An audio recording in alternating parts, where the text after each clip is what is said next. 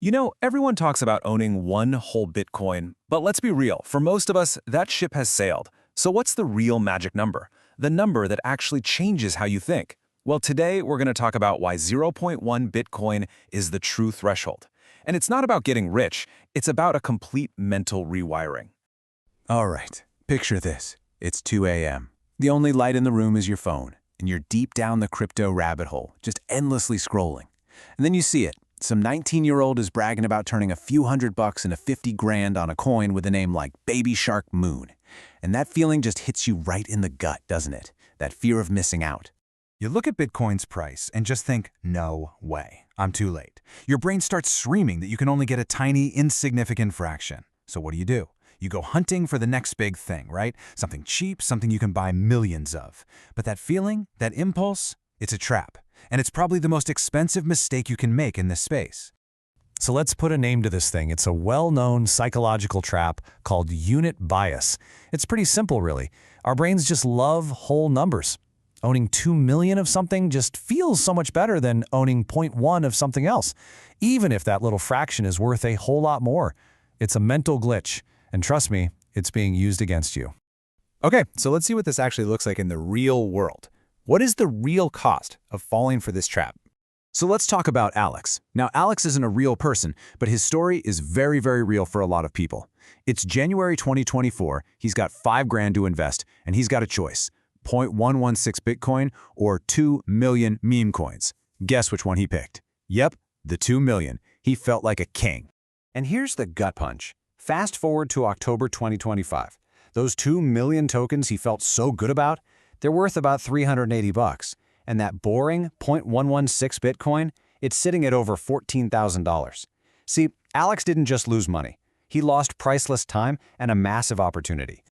And look, Alex's story isn't a one-off. It's basically the default experience. The data is just brutal. The vast majority of other coins don't just lag behind Bitcoin. They get completely wiped out, many of them for good. Meanwhile, Bitcoin has weathered every single storm thrown at it. All right, enough about psychology. Let's switch gears and talk about the cold, hard math. Because the whole reason 0.1 Bitcoin is such a big deal comes down to one thing. It's absolute, unchangeable, hardcore scarcity. Okay, so we all know the magic number is 21 million, right? That's the hard cap. End of story. But here's what most people don't think about. See that slice for lost forever? That's an estimated 4 million coins that are just gone. Poof, vanished. We're talking hard drives buried in landfills, forgotten passwords. They're never coming back. So the real supply we're all playing for is a lot smaller than you think. So just how scarce is it? Let's put this in a way that'll really blow your mind. If you took all the Bitcoin that's actually left and divided it up evenly among every single person on Earth, each person would get about 0.002 Bitcoin. That's it. So if you manage to get to 0.1 Bitcoin, you hold nearly 50 times more than what the average human on the planet could ever possibly own.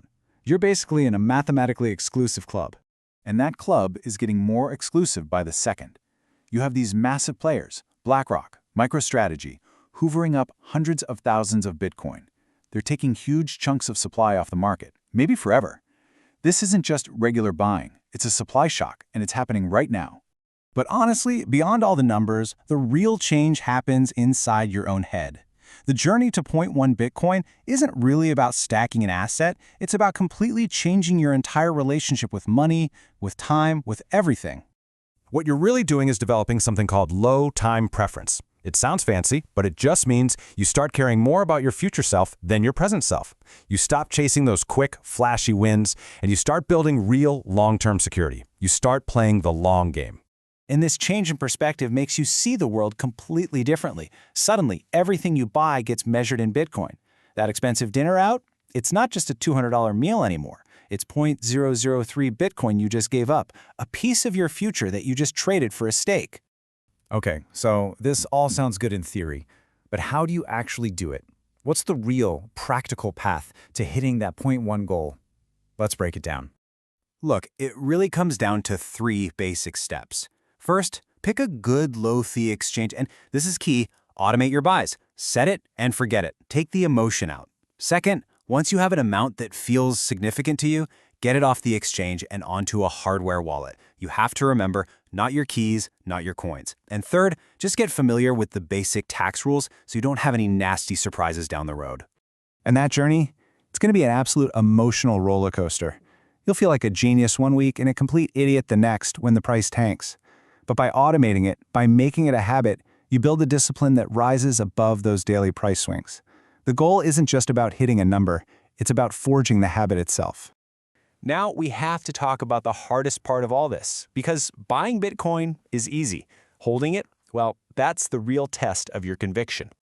Seriously, can you handle it? Imagine you've worked hard, you've saved up over 12 grand, you finally buy your zero point 0.1 Bitcoin, and then you watch it crash to $7,000 a few months later. You did nothing wrong. The market just did what it does. This moment right here, this is where most people give up and sell at a loss. And you know what? The critics, they're not all crazy. They have some powerful arguments. Nassim Nicholas Taleb, the guy who wrote The Black Swan, he used to be a fan. Now he argues that because Bitcoin doesn't generate any cash flow, its value is purely speculative. That's a serious critique from a very smart guy, and you have to take these things into account. So let's just be brutally honest about the risks. The volatility is insane. You have to be okay with watching your investment get cut in half. And right now it doesn't trade like digital gold. It trades like a risky tech stock. And way out there on the horizon, there's the quantum computing threat. It's a small risk, sure, but it's not zero. So all of this brings us to the final and most important question. It's not about what Bitcoin will do tomorrow. It's about where you see yourself in 5 years. Because remember, the goal here isn't necessarily about getting rich quick. It's about not getting poor slowly. Your savings account is losing value every single day to inflation. Bitcoin offers a potential way out, a way to, maybe, just maybe, preserve your hard-earned money in a world where currencies are constantly being devalued. And that's what it all comes down to, right? This one question. 5 years from now, what kind of regret will feel worse? The sting of watching your investment drop before it potentially skyrockets?